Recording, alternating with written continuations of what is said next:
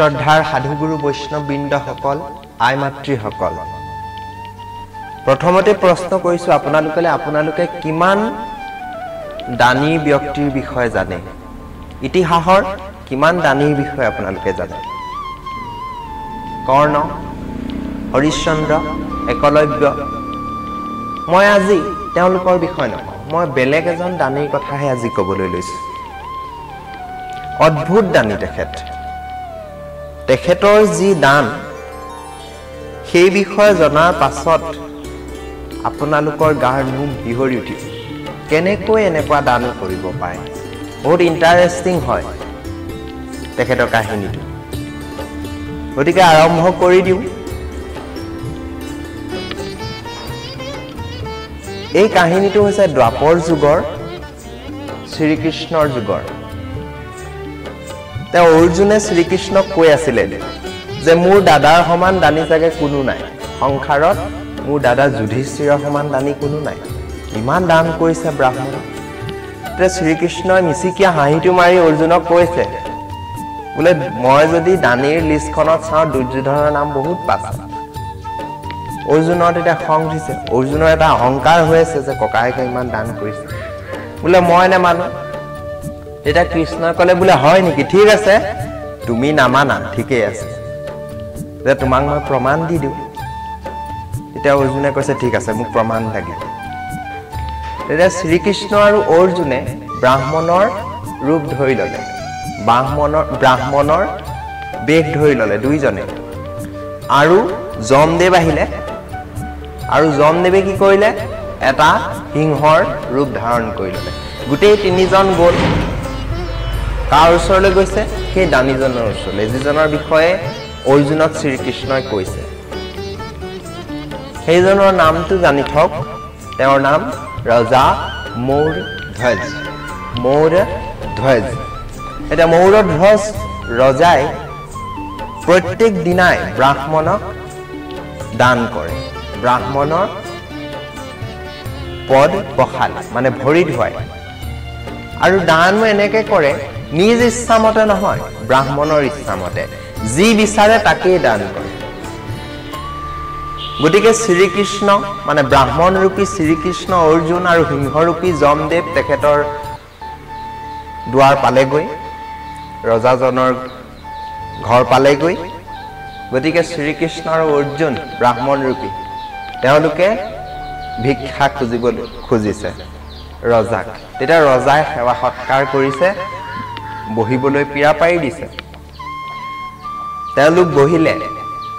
তাৰ পিছত ৰজাক কৈছে তেতিয়া ৰজাই সৎকাৰ কৰাৰ পিছত ৰজাই সুধিছে যে আপোনালোকক মই কেনেধৰণে শুশ্ৰূষা কৰিব পাৰিম কি দান গ্ৰহণ কৰিম তেতিয়া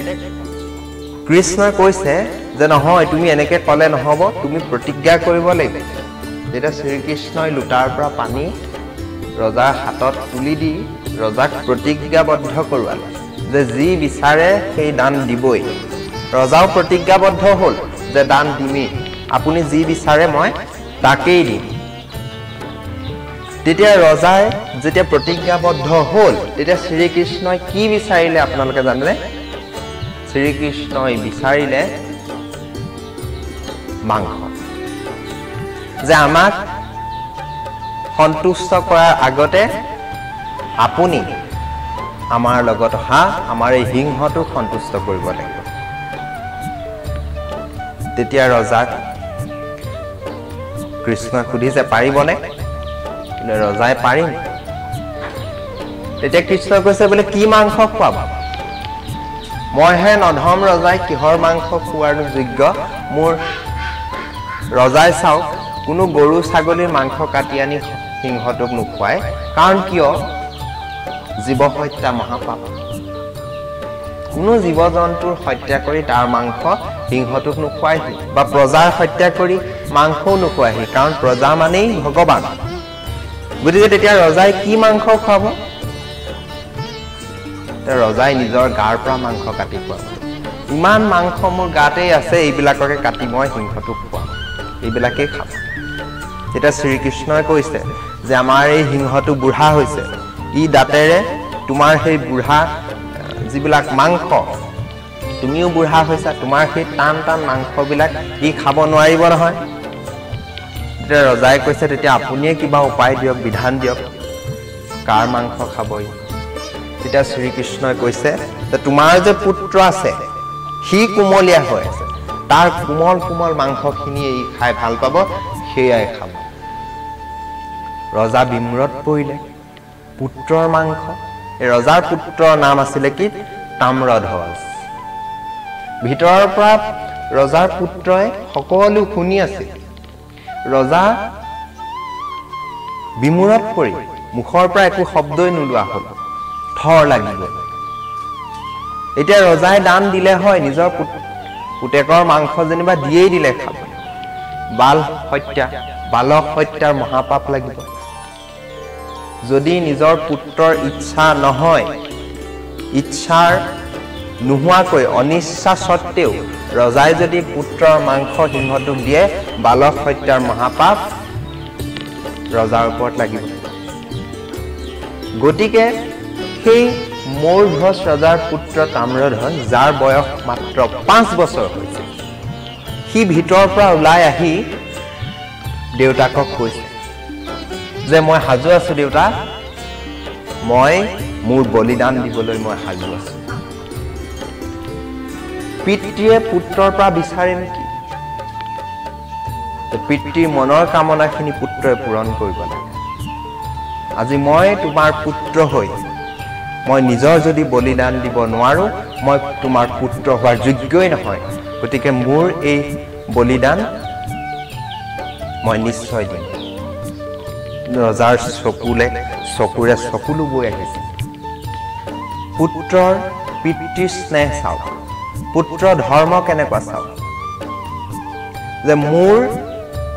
দেহা নষ্ট হৈ যাওক মই বলিদান দিম কিন্তু তোমাৰ ধৰ্ম ৰক্ষা হ'ব লাগে পিতৃ ধৰ্ম ৰক্ষা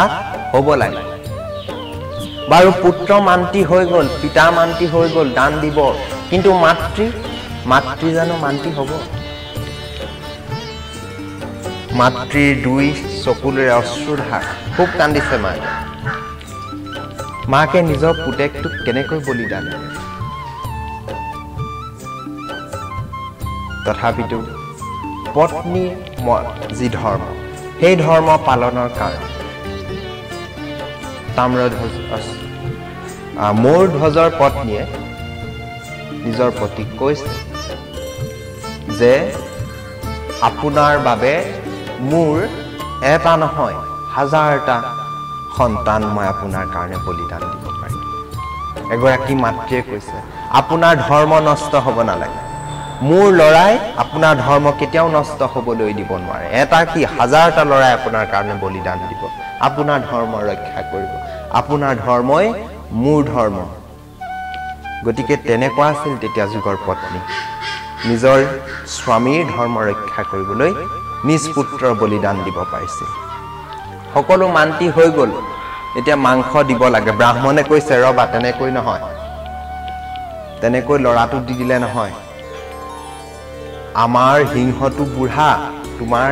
লৰাটো ফালিছিলি খাব নোৱাৰিব গতিকে তোমালোক দুইটাই কৰতেৰে ইয়াক দুটা ভাগ কৰি কাটি দিব লাগে তেতিয়া মাতৃৰ হৃদয়ত বজ্ৰপাত পৰাদি পৰিলে সেই কথা নিজ পুত্ৰক নোৱাৰে এটা কি হাজাৰটা লৰাই আপোনাৰ কাৰণে বলিদান দিব আপোনাৰ ধৰ্ম ৰক্ষা কৰিব আপোনাৰ ধৰ্মই মোৰ ধৰ্ম গতিকে তেনেকুৱা আছিল তেতিয়া যুগৰ পত্নী নিজৰ স্বামীৰ ধৰ্ম ৰক্ষা কৰিবলৈ নিজ পুত্ৰৰ বলিদান দিব পাৰিছিল সকলো মান্তি হৈ গ'ল এতিয়া মাংস দিব লাগে ব্ৰাহ্মণে কৈছে ৰবা তেনেকৈ নহয় তেনেকৈ লৰাটো দি দিলে নহয় আমাৰ সিংহটো বুঢ়া তোমাৰ লৰাটো ফালিছিলি খাব নোৱাৰিব গতিকে তোমালোক দুইটাই কৰতেৰে ইয়াক দুটা ভাগ কৰি কাটি দিব লাগে তেতিয়া মাতৃৰ হৃদয়ত বজ্ৰপাত পৰাদি পৰিলে সেই কথা নিজ পুত্ৰক নিজৰ হাতেৰে তাকো কৰতেৰে কাটি মাংস সিংহক বলি দিব লাগে কিমান যন্ত্ৰণাদায়ী হ'ব কিমান কষ্টকৰ হ'ব এগৰাকী মাতৃৰ কাৰণে সেইটো ক্ষণ কিন্তু মান্তি হৈ গ'ল ধৰ্ম ৰক্ষাৰ কথা নিজ পুত্ৰক মাতৃ আৰু পিতৃয়ে কৰতেৰে কাটিবলৈ লৈছে তেতিয়া তাম্ৰধ্বজে কৈছে দেউতা মা মোক অলপ সময় দিয়া তেতিয়া কৰতখন ৰখাই দিছে কৰতখন তাৰ মূৰৰ ওপৰৰ পৰা আঁতৰাই দিছে সি ভিতৰলৈ গৈ কপাহৰ ঠিলা কাণত ভৰোৱা যিটো ঠিলা বুলি কয় সেই তেনেকুৱা 4টা ঠিলা লৈ আহিছে আৰু মাকৰ কাণত 2খন কাণত 2টা দেউতাকৰ 2খন কাণত 2টা ভৰাই দিছে ভৰোৱাৰ আগতে কৈছে এই তাম্ৰধ্বজে কান্দিলেও চিঞৰিলেও কৰতৰ যি গতি স্থবিৰ হ'ব নালাগে কাণত ঠিলা ভৰাই দিলে পত্নী স্বামীয়ে কৰতেৰে নিজ সন্তানক কাটিবলৈ আৰম্ভ কৰিলে গোটেই তেজৰ চিটিকনি গৈ মাক দেউতাকৰ মুখত পৰিলগৈ মাকৰ চকুলোৰে চকুলো বৈ আহিছে ব্ৰাহ্মণ ৰূপী শ্ৰীকৃষ্ণই কৈছে দেৱী তুমি কান্দিলে নহ'ব তুমি যদি কান্দা এই মাংস আমি গ্ৰহণ নকৰোঁ ৰখাই থলে চকুলো ৰখাই থলে অন্তত মাকে যদি কান্দিলেহেঁতেন অন্তত সান্তনা পালেহেঁতেন কিন্তু সেই শোকৰ চকুলোখিনিও বৈ যোৱাৰ পৰা মানে বোৱাই দিব পৰা নাই কিমান দুখ কিমান বেদনা সহ্য কৰি আছে আপোনালোকে অনুভৱ কৰক পুত্ৰ দুফাল হৈ গ'ল 2টা টুকুৰা হৈ গ'ল এটা টুকুৰা ব্ৰাহ্মণ ৰূপী কৃষ্ণই ক'লে এটা টুকুৰা ইয়াক দি দিয়ক আৰু এটা পেলাই দিয়ক তেনেকৈ মাতৃৰ এটা চকুৰে চকু পানী বৈ আহিল তেতিয়া ব্ৰাহ্মণ ৰূপী শ্ৰীকৃষ্ণই কৈছে যে যিহেতু কন্দা মনা আছিল তথাপিও আপুনি কিয় কান্দিছে তেতিয়া মাতৃয়ে উত্তৰ দিছে যে মোৰ পুত্ৰৰ এফাল আপোনালোকৰ কামত আহিল অন্য ফালটোতো কামত নাহিল পেলাই দিয়া হ'ল সেই ফালটোৰ কাৰণে কান্দিছে গতিকে সেই মাতৃয়ে কিমান কষ্ট পাইছে কিমান দুখ পাইছে মনত কিমান বেদনা আপোনালোকে অনুভৱ কৰক ইয়াৰ পাছত ৰজা আৰু ৰাণী দুয়োগৰাকীয়ে ব্ৰাহ্মণৰ অন্ন ব্যৱস্থা কৰিছিল বহিবলৈ দিছে অন্ন ৰান্ধিলে অন্ন দান কৰিবলৈ লৈছে তেতিয়া কৃষ্ণৰূপী ব্ৰাহ্মণ ৰূপী কৃষ্ণই কৈছে যে তোমালোক হত্যাকাৰী তোমালোকে বালক হত্যা কৰিছা আমি হত্যাকাৰীৰ হাতেৰে কেতিয়াও অন্ন গ্ৰহণ নকৰোঁ তেতিয়া ৰজাই কৈছে যে সেয়াটো আপোনালোকৰে আজ্ঞা আছিল আজ্ঞা যাৰেই নহওক যিয়েই নহওক মুঠতে তোমালোক হত্যাকাৰীৰ অপবিত্ৰ হাতেৰে আমি অন্ন গ্ৰহণ নকৰোঁ তেতিয়া ৰজা মূৰ্ধজৰ হৃদয় ভাগি কান্দিবলৈ ধৰিলে চিন্তাত চিন্তাত দগ্ধ হৈ গ'ল অনেক হাজাৰ বিজাৰ চিন্তা হৈ পৰিল দুখে জৰ্জৰিত হৈ গ'ল ইয়াৰ লগে লগে মাতৃও তেখেতৰ পত্নীও ভাগি পৰিছে পুত্ৰ বিয়োগৰ শোক তাৰ পাছত ধৰ্মৰ নষ্টৰ দুখ কলংকিত ৰজা হৈ যাব তেনেকুৱা ভয় সোমাল মনত বহুত দুখ কৰিছে কান্দি কান্দি পিতৃয়ে কৈছে যে হে পুত্ৰ তোমাৰ পিতৃৰ ধৰ্ম ৰক্ষাৰ কাৰণে তুমি যেনেকৈ বলিদান দিলা তোমাৰ পুনৰ তুমি এই পিতৃৰ ধৰ্ম ৰক্ষাৰ কাৰণে জি উঠা কিছু সময়ৰ পাছতেই ভিতৰৰ পৰা তেখেতৰ পুত্ৰ তাম্ৰধ্বজ ওলাই আহিল দেউতা দেউতা কৈ চিঞৰি ওলাই আহিল দেউতাকে সাৱটি ধৰিল চৌদিশে চতুৰ্দিশে হাজাৰ বিজাৰ দেৱতাগণে বাদ্য বজাবলৈ ধৰিলে শংখ চক্ৰ গদা পদ্ম অস্ত্ৰধাৰী চতুৰ্ভুজ ৰূপী নাৰায়ণ প্ৰকট হ'ল দিব্য শংখধ্বনি অসীম পোহৰ বৰষিবলৈ ধৰিলে অনেক ধ্বনি হ'ল সন্মুখত প্ৰভুক দেখি পুত্ৰ পিতা পত্নী সকলো শৰণাপন্ন হ'ল অৰ্জুনৰ চকুলোৰেও চকুলো বৈ আহিল কৃষ্ণৰ চৰণত শৰণাপন্ন হ'ল। তেতিয়া ৰজাই প্ৰভু নাৰায়ণক সুধিছে যে হে প্ৰভু, আপুনিও মোৰ পৰীক্ষা ল'বলৈ আহিলে, আপোনাৰ মোৰ ওপৰত ইমান কোনো বিশ্বাস নাছিল নে? তেতিয়া প্ৰভুৱে কৈছে, মোৰতো তোমাৰ ওপৰত 100% বিশ্বাস আছিল। মোৰ ভক্ত, মোৰ সখা অৰ্জুনৰ নাছিল, সংসাৰৰ নাছিল। আজি তুমি নিজেই প্ৰতিপন্ন কৰি দিলা, আজি তুমি নিজেই সংসাৰক দেখুৱাই দিলা যে তুমি মহান দানী, তুমি মহান বীৰ দানী মূৰ্ধচ। গতিকে ভগৱানে পৰীক্ষা লৈ আপোনালোকৰো ল'ব, আমাৰো ল'ব।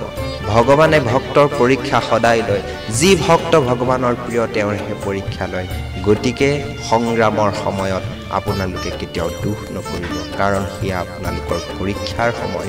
আপোনালোকে কাৰ্য কৰি যাওক, ভগৱানে নিশ্চয় আপোনালোকৰ ওপৰত এদিন নহয় এদিন সন্তুষ্ট